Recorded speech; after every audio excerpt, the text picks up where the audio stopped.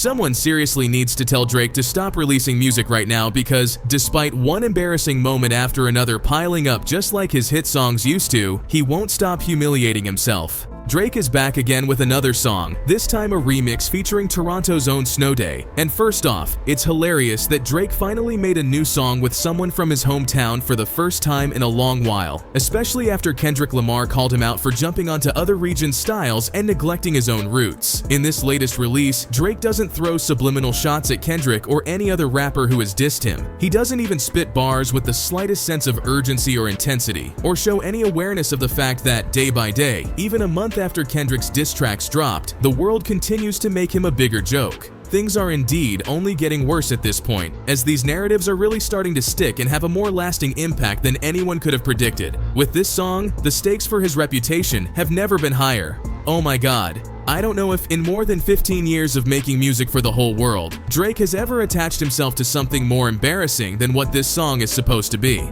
At such a crucial moment regarding how this era in Drake's career will be remembered and how tarnished his resume will be, he decided, for all intents and purposes, to make a parody of Hey There Delilah. Yes, I'm talking about Hey There Delilah, and I've never heard a more pathetic song in my life in terms of where Drake was and what he was rapping about just a month ago. This is possibly the craziest behavioral shift the rap world has ever seen. With this move, arriving right at this polarizing moment for Drake, we really need to sit down and ask ourselves what he hoped to achieve with this. The stakes for his reputation couldn't be higher. His miserable auto-tuned voice squeaks over the instrumental like nails on a chalkboard, and as Drake mimics the lyrics of Hey There Delilah with this pitiful accent, it only helps Kendrick and everyone else's jokes make themselves even more obvious. Drake delivers what might be the most ridiculous performance of his career, even though this song isn't trying to be something to compare with Kendrick's diss tracks and is in fact trying to be something else entirely. With this record dropping at such a polarizing time for Drake, we need to seriously question what he expected to accomplish with this.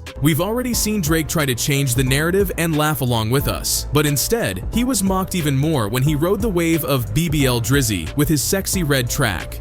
Now, with this new cut, we're not only seeing him attempt to create the same type of moment in a different way, but as a result of doubling down, we're seeing a pattern develop. Following all the drama with Kendrick and others, Drake is backtracking on everything that Flexions and Family Matters represented. He's trying to shift the narrative around him by performing these clownish stunts, hoping to be remembered for his humorous antics rather than the massive loss he suffered when he went up against Kendrick. But who does Drake think he's really fooling here? Not just rap fans, but music fans in general, and even many of Drake's own fans now sadly know that he's lost control. Dr. Drake can no longer make his new songs dominate the charts and achieve instant platinum status. Tracks like Euphoria and Not Like Us reached Drake but failed to live up to his own game. We've now ended up with Hey There Delilah covers after the most career-altering, lethal moment of his career. He thinks this will save his name or change the discussion, but in reality, it only makes him look worse. Every clownish stunt, whether rapping about BBL Drizzy or this current nonsense, has proven that every word Kendrick said is truer than ever. We're clearly looking at someone whose career is spiraling and whose antics are more embarrassing by the day. Kendrick set things up in such a way that when Drake returned with more ridiculous music and stunts, like what we've seen with this new record, everyone would see him differently. They'd criticize him for how immature he looks with all these moves that don't reflect his age at all. You'd think the last thing Drake would continue doing is feeding into everything Kendrick set in motion with Euphoria, Not Like Us 616 in LA, and Meet the Grams.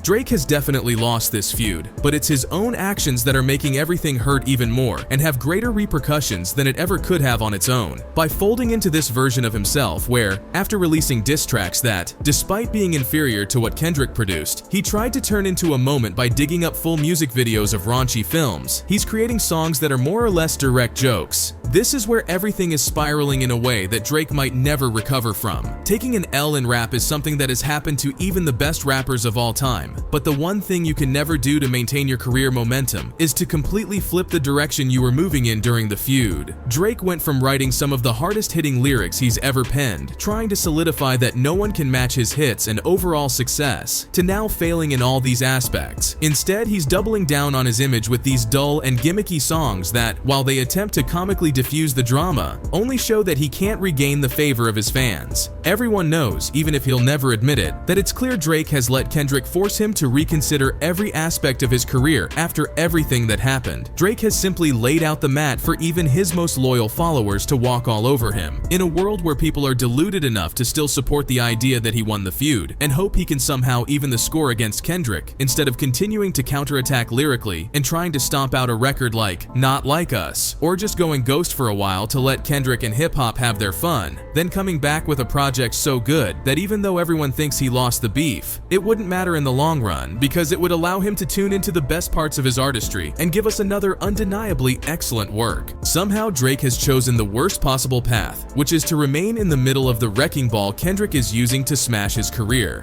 Instead of retreating and letting Kendrick's work define his reputation, he's stuck in the demolition zone, making himself look worse with every move. Drake's public reception and career trajectory are taking a nosedive, driven by his own actions, with his embarrassing rap over the BBL Drizzy beat now surpassed by the humiliating and sonically repugnant Hey There Delilah interpolation. His career is veering into a territory no other rapper of his magnitude has ventured into. It seems he can no longer connect with his audience as he once did. Time will tell if he can recover from this loss and these embarrassing moments, which prove that Kendrick truly is the boogeyman of rap. Although there's a chance that Drake could still make a comeback and redirect some of the negative reactions with a new strategy to reconnect with the public after this feud, it seems like a long shot. This ridiculous song, genuinely a candidate for the worst track of the year in Drake's career, lands with the worst impact due to its context and timing. Let me know what you think about how Drake is handling his career right now. While we all know things won't improve in the short term, it seems there's something new every week to cover in Drake's decline. Do you think it can get any worse from here? I can't wait to hear your thoughts. Subscribe if you think Drake is finished. See you soon, my legend.